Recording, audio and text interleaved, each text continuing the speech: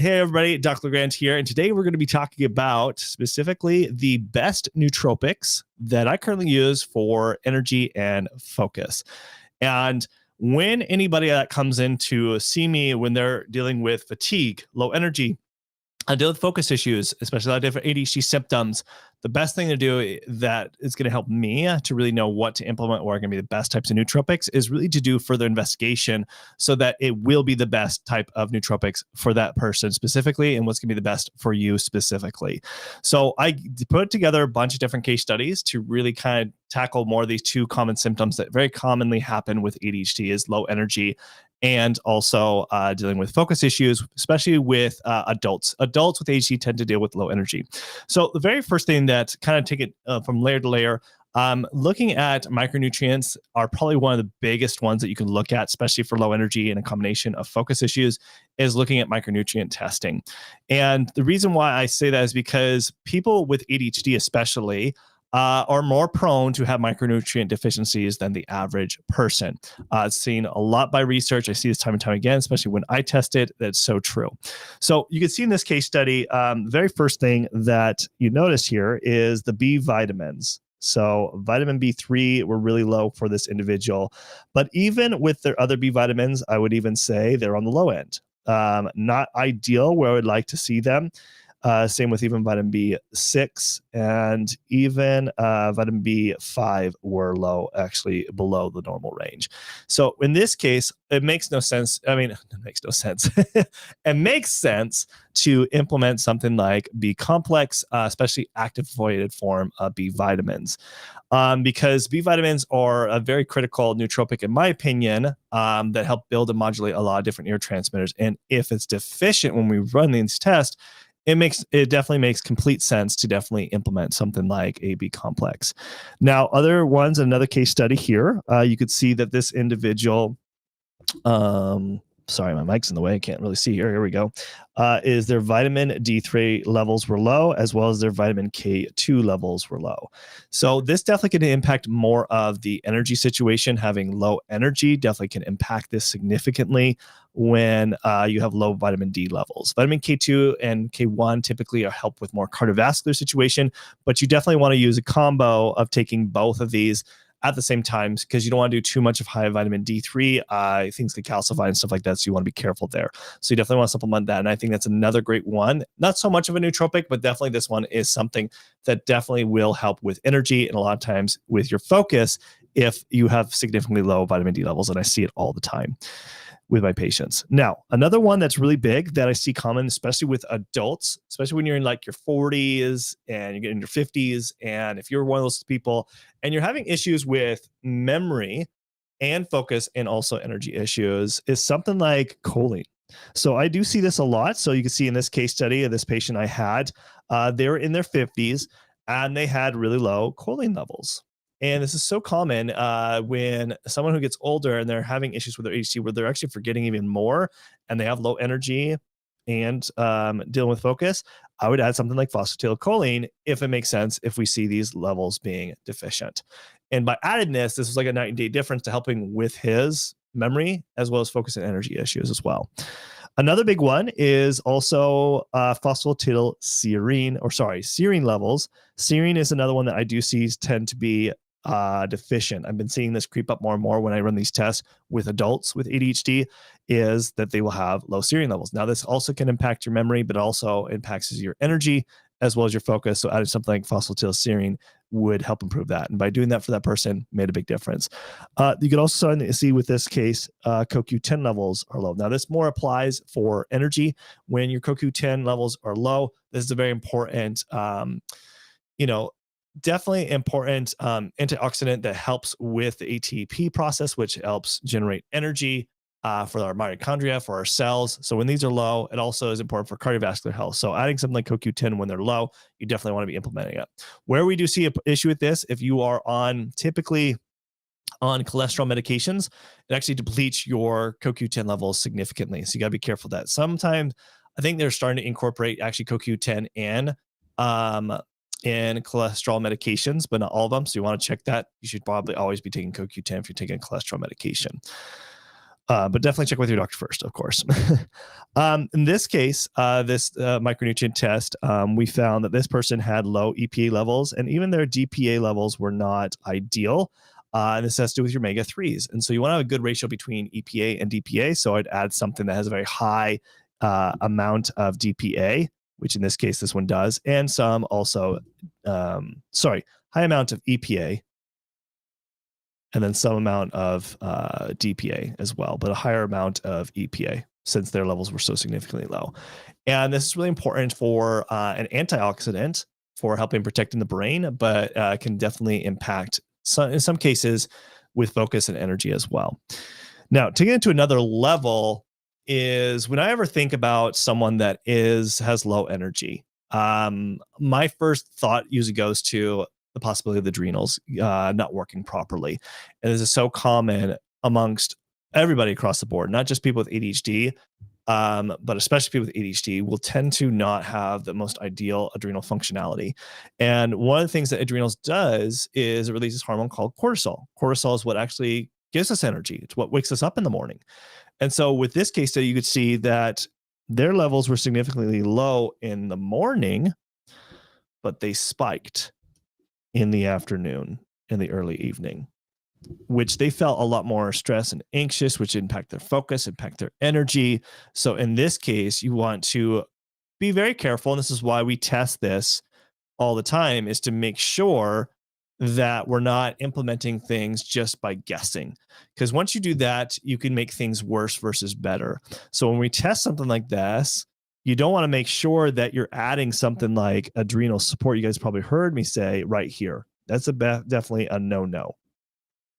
Why? Because adrenal desiccated helps improve and increase cortisol. So you want to be careful there. It's not going to necessarily make things worse, but I've noticed it's just best to really do the cortisol, take the adrenal where the cortisol levels are low. So that's where you would want to incorporate implementing that. Now, what do you do with the spikes?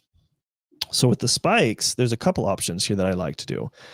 One, this is a great nootropic to use, is something like rhodiola. Rhodiola has been known to lower cortisol levels to where it needs to be and help relax. So I might do that somewhere in the afternoon and possibly at night, if it makes sense. Now, another one I really like is Cortisol Manager, because it has ashwagandha, which ashwagandha also has been known in research to lower cortisol levels. It also has a blend of magnolia, some other great things that really help lower and manage cortisol levels. So that's something I would incorporate here as well, just depending on the person. But those are like some of the two other great nootropics that I love using to helping managing cortisol levels. So that helps with the energy as well as the focus. Because if you have lack of energy, you probably already know that also impacts your focus. So it's why it's so important to tackle both at the same time with these two similar symptoms. Okay, now it's important to also test the hormones. Hormones definitely impact both energy as well as focus significantly. And you could see in this case, this was a female, we tested this, their progesterone levels were low. This can impact a mood. It could also impact someone's focus and energy as well. For the male, both their testosterone and DHEA levels were low with this case scenario. And so there's a couple things that I add here. For the female, usually we'll add some kind of natural progesterone cream. I don't usually like to jump to more of the synthetic stuff because that could be, depending on their cancer history, I usually like to try to use something natural first to improve those levels. And if it's not, then we'll go to something more synthetic if we have to. Now, with the male in the other situation, a few things that I like to add. One, obviously, yes, the DHEA, we want to make sure we're improving that.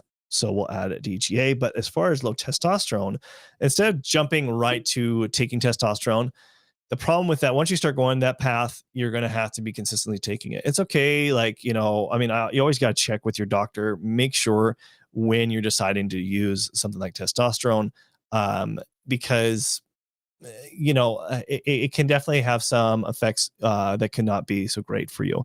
But if you want to do things more naturally, one that I do like is Testogain. It has several different herbs like horny goatweed and other things, the combination blends. I'm not going to go into that today, but that's something I do like to help improve testosterone. And then Simplex M is another great one that can help improve a lot of the different testosterone levels for males. So that's definitely something that can really help improve energy as well as focus. And if you haven't tested that, that's something I would definitely encourage to look at if that could be a possibility for your focus and energy issues. Now, another big one I think that's really important to look at is definitely looking at neurotransmitters, looking at your brain chemistry. So there's two different pathways. You have the serotonin pathway and you have the dopamine pathway. Oh, and then also, I guess three, the GABA pathway. So these three are the kind of the big main ones when it comes to neurotransmitter pathways, and it's good to test them. So with this patient, it was pretty crazy seeing all these levels so low, but sometimes this does happen where I will see pretty much every single level almost low. Like he only had ones that weren't low was norepinephrine. Basically, that was it. Oh, and his creatine levels were fine, but everything else was low. So you want to make sure you're incorporating things that are going to help build that. So one would be something like Dopa Boost. That's going to help improve dopamine as well as the tyrosine levels, because that's a combination of NLCL tyrosine as well as it has L-Dopa in it, or meconiparunes, same thing. Then, of course, incorporating D-L-phenylalanine to help improve PA levels. That's on top at the very beginning of the dopamine pathway to help improving that. Okay. So so these are the things so this is the dopamine pathway. This is the dopamine pathway. L-theanine is going to help with both the serotonin and dopamine and the GABA pathway. So that's one I do love using because it's going to help with all of these levels: norepinephrine, epinephrine, dopamine, serotonin, GABA, all those levels. 5-HTP is going to help with the serotonin pathway. Okay. L-tryptophan is also going to, because he also had low tryptamine levels. That's also going to help with the serotonin pathway. So this can impact energy, focus, and sleep. L-histidine, typically that's going to help with all different pathways, because histamine helps drive and modulate and build neurotransmitters. So that's why we would be adding that, because he had low histamine levels. Glycine powder, usually, and glutamine, since those were both low. Again, those are going to be things that we're going to want to incorporate, because those also help build a lot of different neurotransmitters as well. Okay, now I can't forget about the gut. I think a lot of people bypass and don't think about how important the gut is, because if your gut's not working optimally, your brain's not going to work optimally, because 90 to 95% of a lot of our neurotransmitters are made in the gut. So pretty important, right? So if your gut if you're having any kind of indigestion, gassing, bloating, irritable bowel syndrome, any of that kind of stuff, or you're constipated, you probably don't have a very optimal gut. In most cases, from my experience, most people with ADHD don't have a very ideal gut situation going on. So usually what I like to look at is typically first is looking at stomach acidity. So looking at the urine pH levels. And I like to see between 6.0 to 6.4. That's ideal. And this is testing just urine pH. It's just kind of reflection of the stomach acidity. And so if you run above this, so let's say you had a pH of 8.0, this is when I would probably encourage and recommend something like HCl, if it makes sense, because that's going to help break down the foods. And because that means you don't have enough stomach acidity to help break down the foods, which then won't feed the body, it'll cause some indigestion issues and all sorts of problems. And then adding an enzyme is going to be really important as well, to help breaking down your macronutrients. Then it's important to look at possibly, sometimes I might do this test if it makes sense, is doing a microbiome test, especially if there's a lot of digestive issues going on. We might want to test this to see if there is some imbalances in the gut flora. And if there is, maybe in this case, this person only had some imbalances, didn't have any dysbiotic flora. So, but even with the imbalances, you're going to want to incorporate certain probiotics to help balance these out. Okay. Because that can make all the difference for helping building your neurotransmitters, right? Because the gut is what feeds the brain, it feeds the body. And that's why it's so critical to actually focusing on the gut. So, if you would like to find out more about this information, about how this can actually improve my own energy, my focus issues, or my ADHD issues, then, I love to help you out. And definitely, what I do is I specifically take the time, you can jump on a consultation with me where I can actually strategize and actually look over your history to understand what are the imbalances going on for you specifically, and really tackle what lab testing are going to be the important labs to put together to identify the root causes of your ADHD situation, your low energy and focus issues. So specifically, you're going to it does require that further investigation. And so going through medical school, going through continuing education, I've spent well over $500,000 investing in myself to figure this stuff out. But I've already done the heavy lifting for you. You don't need to go to school to figure all this stuff out. Done that for you. And so what I'm offering is a 45-minute one-on-one consultation with me. That's a $750 value. But also what's included with that is you do get a focus mindset questionnaire assessment. That's $197 value. I also give you access to our nutrition and lifestyle tracking plan, which is really great because you could track and your lifestyle, your nutrients is, the macronutrients is, the micronutrient breakdown, and your sleep tracking. It does all sorts of stuff. You could hook it up to your Apple Watch, your Fitbit and stuff like that, and it syncs it up. And so it's really good. So that's a $300 value. So you get access to that. You also get access to, if you do purchase today, to my HD Health course, which is a $597 value. And so it's almost all that together is worth almost $2,000. And I'm giving you all for just $297. That's a steal deal to be able to get all of that just for $297. All you have to do is click on the link in the description below. Once you have clicked on that link in the description below, you will come here to purchase. Once you've purchased, then you will hit the book now. Then you will select your practitioner. So you'll select me in this case, and then you'll pick a date and time and then put in your information. And then it's very important when you come to this landing page, you want to check 2 emails. Make sure that you got your confirmation email for your appointment. Also, to get access to the app, the Practice Better app, you'll get an email from Practice Better to get access to that app, the lifestyle nutrition tracking, as well as to fill out the client questionnaire and upload any previous labs you've had, standard labs in the past year. And then also make sure to book out, block out 45 minutes to an hour, show up early. But that's what you'll be doing to be able to jump on an appointment and a consultation with me. So if you're really serious about finally tackling your HC situation and want to know how to understand the risks of what's going on with you specifically. And so the best thing to do is book in that consultation with me. Again, all you got to do is click on that link in the description below to book that with me. I look forward to meeting with you. And thank you guys so much for attending. And I'll see you guys all in the next live stream. Thanks. Bye.